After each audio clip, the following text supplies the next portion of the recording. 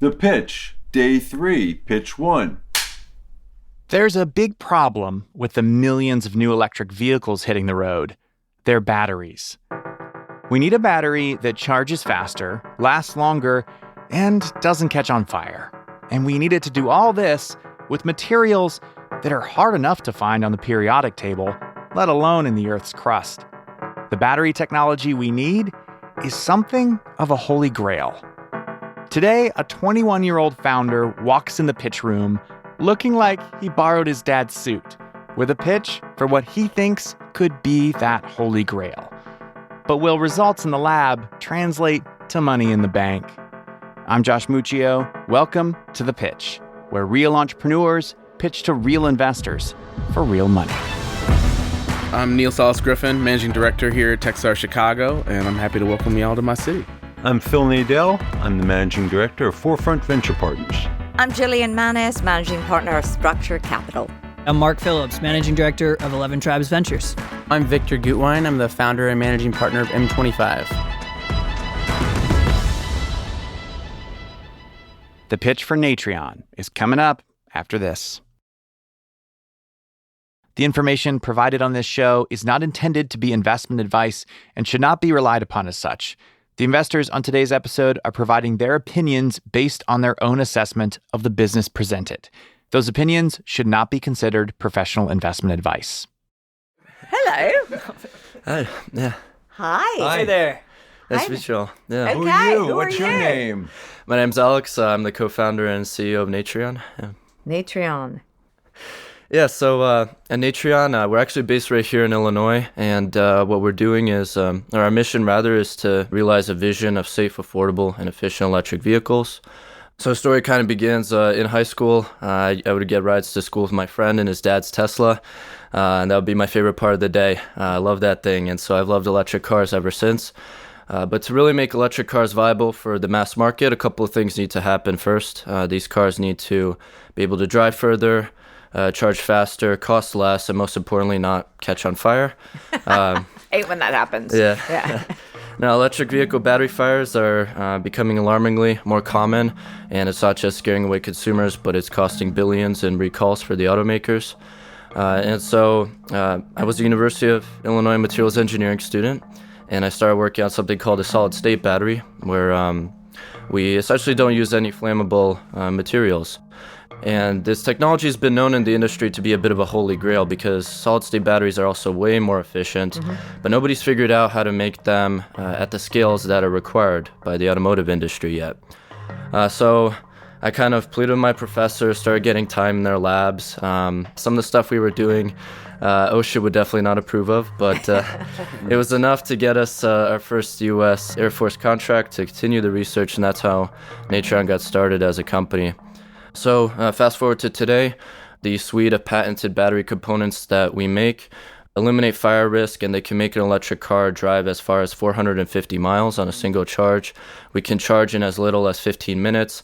We're currently piloting with 10 automakers and cell manufacturers where they're actually evaluating our materials and battery cells. And last year we raised a $2 million seed round. So what we want to do now is build out a pilot production line. That's why we're raising a $20 million seed round. So I guess that's why I'm here today. And yeah. Why do you think others in this space have not been able to accomplish this? Just trying to figure out why you and your professor in a lab was able to accomplish this when hundreds, if not billions of dollars have been invested in this space. Yeah. No, I mean, we get that question all the time.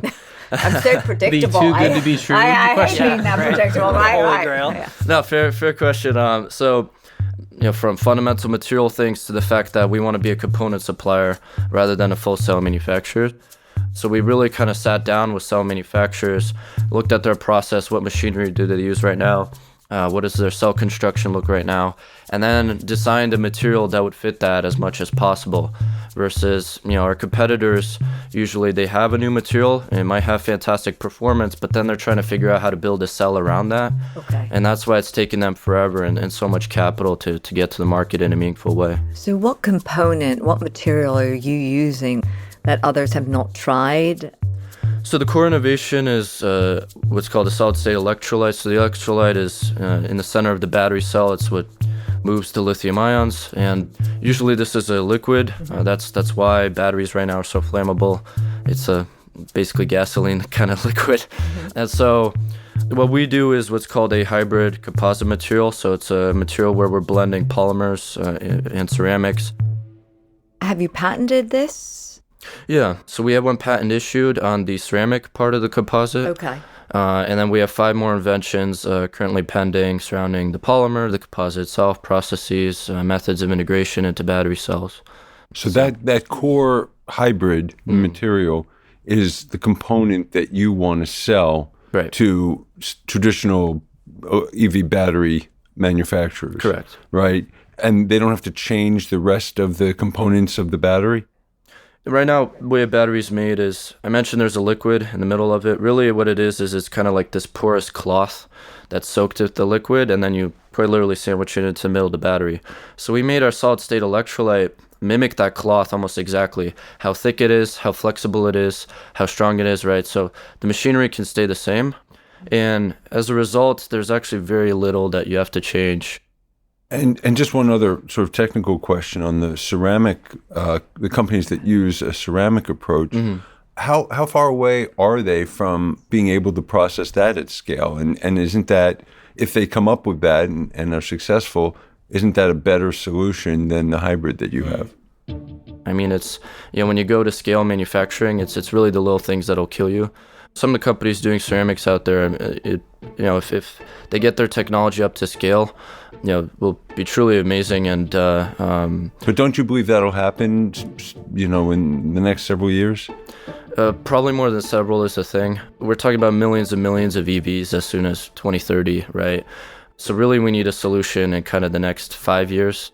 So yeah, there are companies that have solutions that are going to be fantastic in 10 years' time, but we need to fill that gap. But doesn't that necessarily limit the scope of your company to, you're like a Band-Aid until the ceramic solutions are ready for prime time? No, so some of these ceramic companies, especially some of the ones who are publicly listed, fantastic results. We believe we have been matching them on performance or have been just right on their heels, just based on cell testing results. Is the range improvement something that the kind of ceramic comps are able to do as well? Going to from, what is it right now, 200 or 3? Yeah, 300 the ceramics to will provide a longer range, right? Long story short, not necessarily. So when I say that we can increase range, that's because our electrolyte enables the use of lithium metal in the battery cell. So right now batteries use graphite. You switch to lithium metal, very easy to increase energy density by 50%. And so it's a little kind of minutia like that. But as far as tech that'll be here in a couple of years, we're right where we need to be, I believe. Alex, one thing I want to acknowledge, just so you know, I have a potentially competing investment. Techstar Chicago invested in Halon Technologies. I don't know if you've heard of them. Yeah, I know the Halon guys. Yeah. So not directly, because they're doing drone batteries and whatnot, and they're one of those 10-year examples, but just wanted to acknowledge that and let you know, I'll take a backseat here. Sure. Neil is conflicted out. This pitch is probably the most technical pitch we've had on the show. Here's what you need to know if you're a little lost. Alex isn't building the most futuristic battery tech ever, but his tech is bridging the gap. It's meant to be in cars 3 to 5 years from now, not 10 to 15 like the competition. Also, instead of producing the entire battery from scratch, Natrion's tech integrates into existing production lines. When we come back, enough science. It's business time.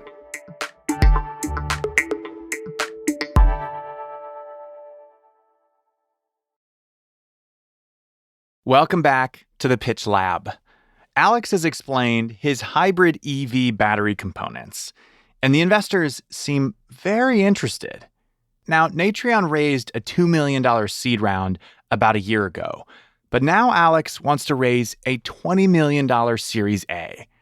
That's a lot of cheddar, and the investors on our show don't typically chop that much cheese. Here's Phil. So you're raising $20 million. Yes. Right? And you're going to build a production facility?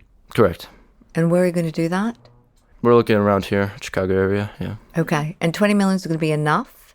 Or how long is that going to take you? 2 years.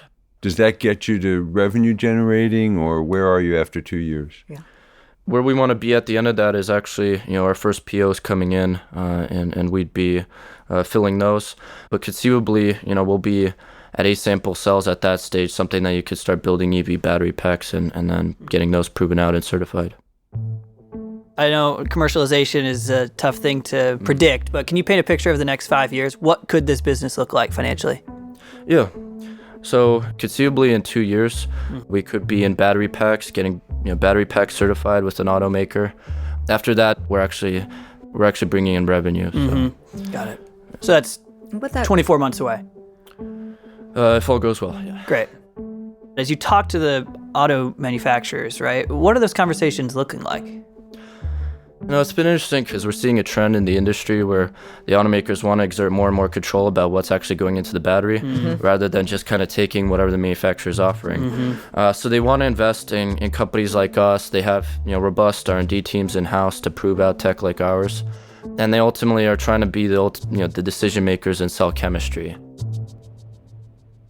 Have you discussed an investment from any of their venture funds? Yeah. The plan A for this round, so to speak, is we do have 2 automakers. Their venture capital arms have been quite involved in the evaluation projects we're running.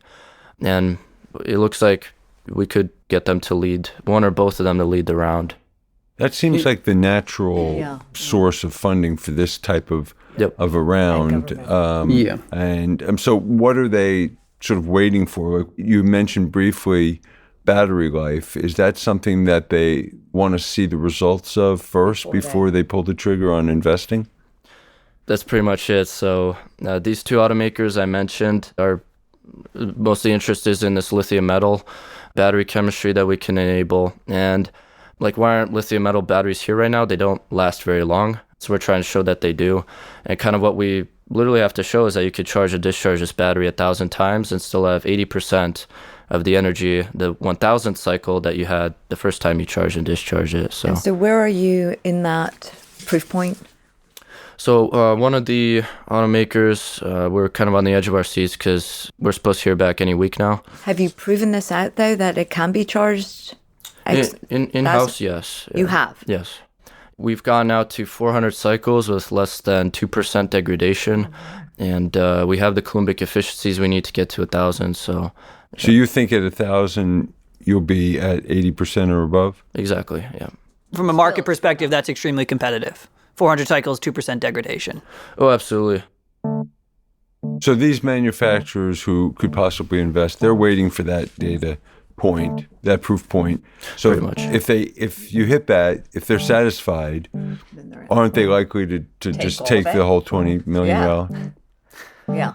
Well, or maybe you don't want to. Let me put it a different way.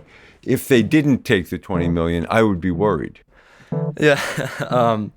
The kind of checks that they cut, $10 million check, it would be pretty normal for them, right? And kind of our strategy has been to start getting as many people to agree to potentially follow on, once we get an automaker to lead. Okay. And start due diligence early just so we can have, close as soon as we can. I'm an EV enthusiast, right? I've had many Teslas now. And, so I love this space. It's not anything I know about technologically, right? And if it's too early at this point for the auto manufacturers to invest, it's certainly too early for me to invest. Right. We invest in capital efficient companies, and this is anything but, right? This is going to require a lot of capital. When I hear building out a production facility, I run for the door. It's just not a fit for us for those reasons. So I'm going to pass, but thank you. Fair enough, yeah. Were you the one raising the first $2 million? Yep, so that was a seed. Who'd you raise that from? It was led by TechNexus. That's right. And Timrac Global, and then Mark Cuban was the 3rd biggest ticket, and that was a convertible note. Okay. And what was there a cap on it? Yeah, that was $12 million, and right now we're actually doing kind of a continuation on that note. We're bringing in another couple $100,000 just to give us a bit more runway if we need it. And that's at an 18 million cap is the new Is there note. any space left in that? Agree, yeah. Yeah, so the seed continuation, we have about 350,000 more space left in that. I'm actually interested in that. I would like to invest in this round, and we'd be looking to write a $300,000 check. I'm going to take 100 of your 300. Love it. She's coming in. I love this space. I think you're the future. I mean, Neil always talks about how to invest in the future and what you want. What do you say, Neil? Oh, the investing in the future I want, not the one I have to accept? That's right. Yeah. So what's the future we want to see?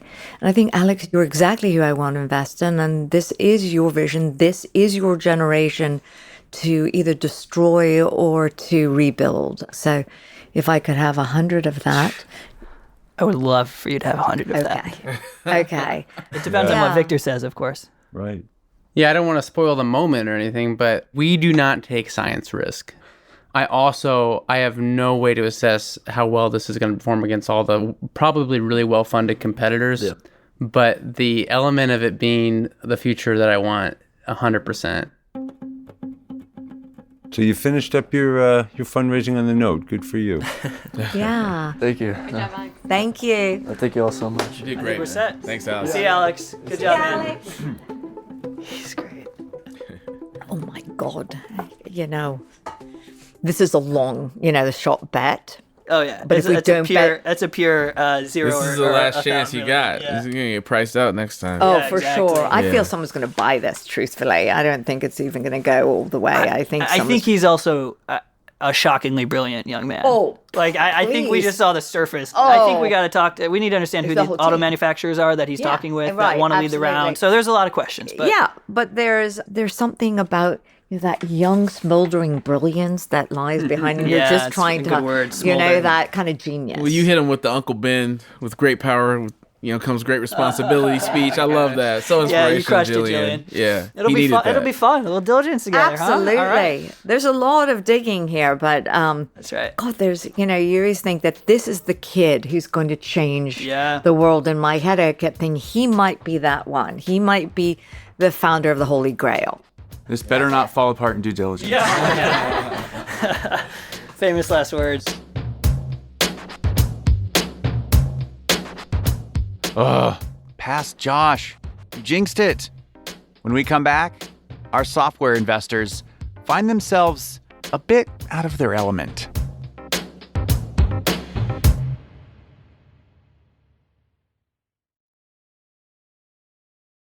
Welcome back. So, Mark and Jillian are both in, and seemingly very excited to invest in Natrion's seed continuation round, or bridge round, or seed plus, or mango seed. Apparently that's a thing.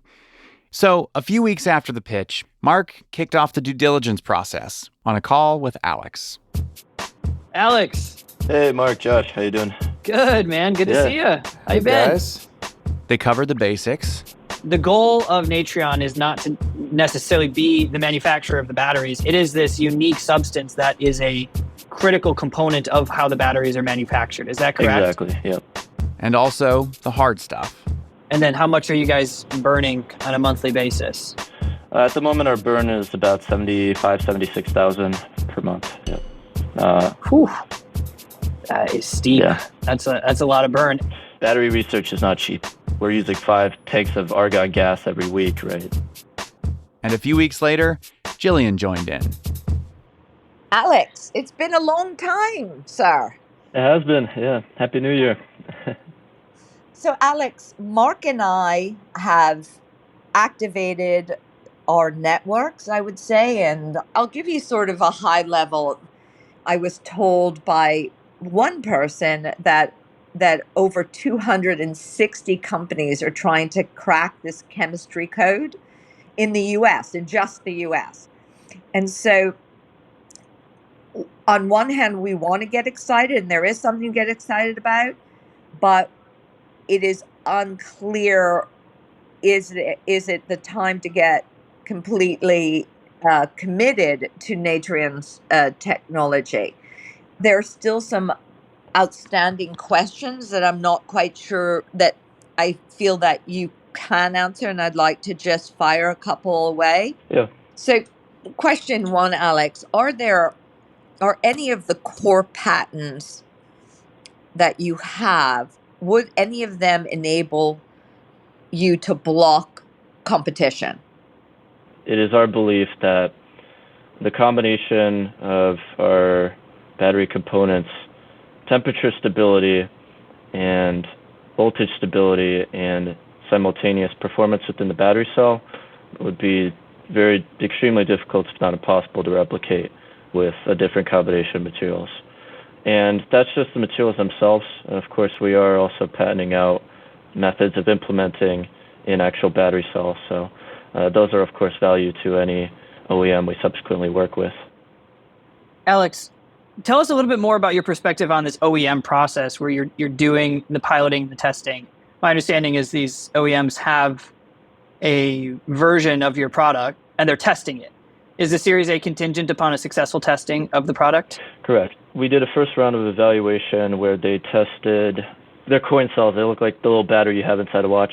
They're very easy to make and very easy to get some early data. So they finished that, like what they saw. Now what we have sent them are these pouch cells, so these credit card sized batteries.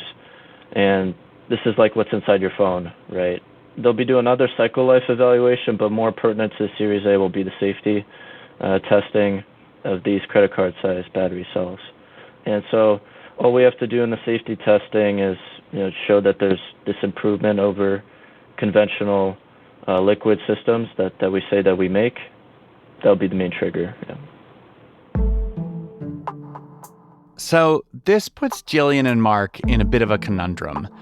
To feel comfortable investing, they need the auto manufacturers to approve Natrion's battery technology.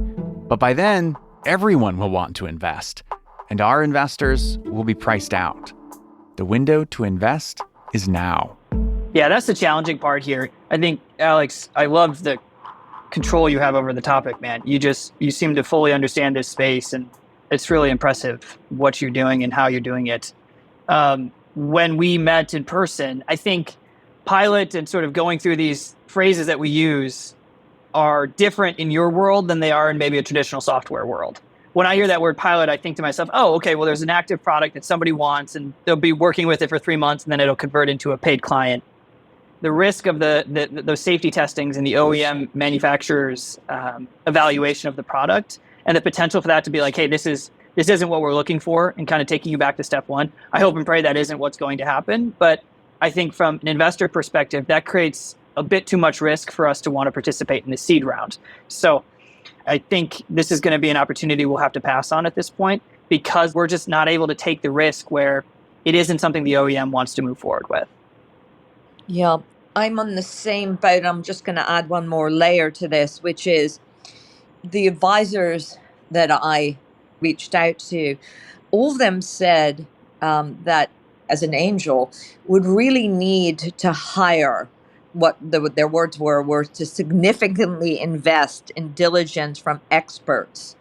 And because this is so outside my domain that I would really need someone to walk me through this.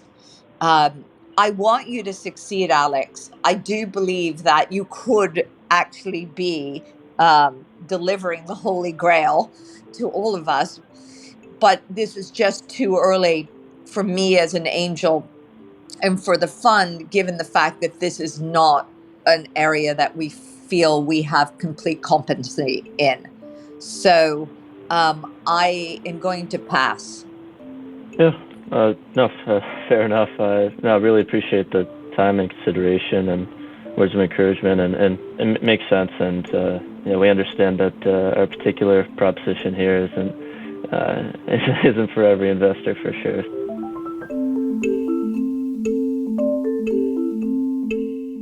I caught up with Alex after that call, and he says he's used to this kind of thing.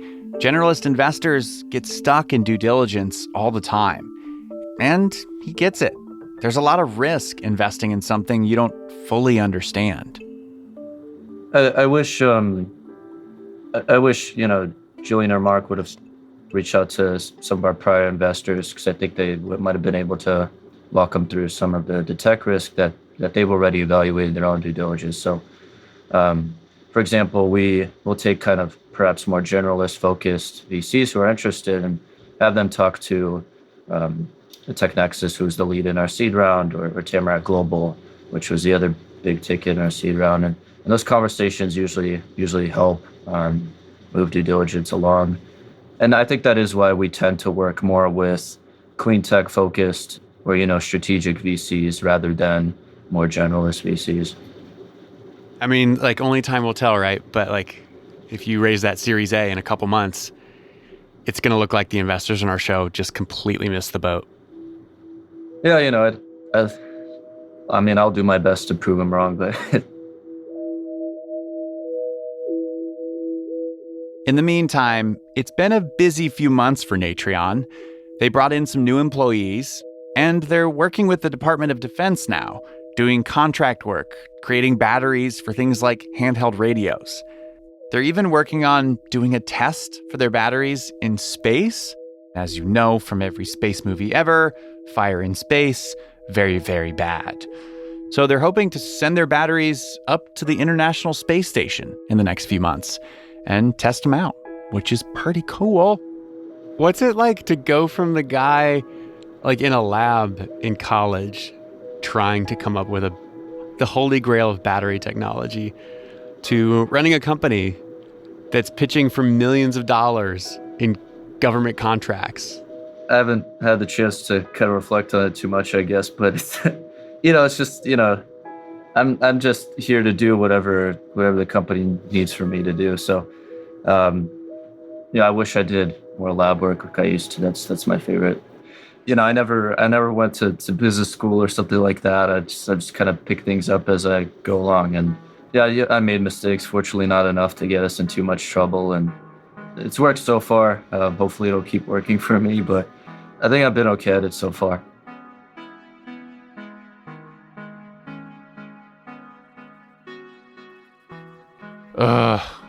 Anyone want to take some science risk with me? Maybe help me due diligence this thing? If it's in every electric vehicle in 5 years, I'm going to be pissed. I don't want to miss out. There are only 2 episodes left of this season, so if you've been enjoying it so far, don't let your friends miss out. Go to pitch.show/text on your phone and send them a text. You would be the best friend if you did that.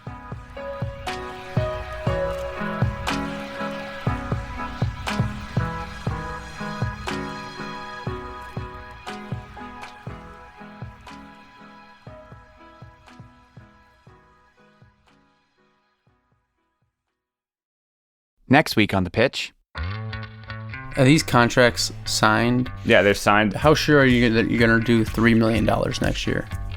I'm very sure.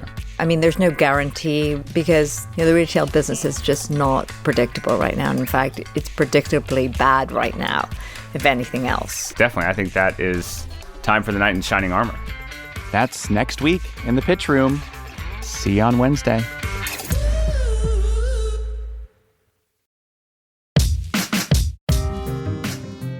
The deadline is fast approaching if you want to pitch on our next season.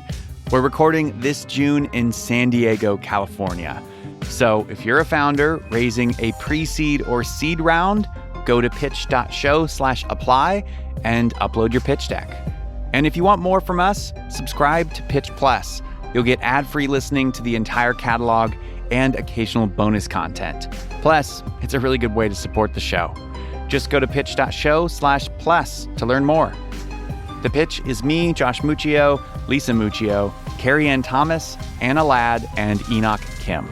Music in today's show is from The Musemaker, Breakmaster Cylinder, Benart, Imagined Nostalgia, Purple Moons, and Onders. The Pitch is made in partnership with the Vox Media Podcast Network.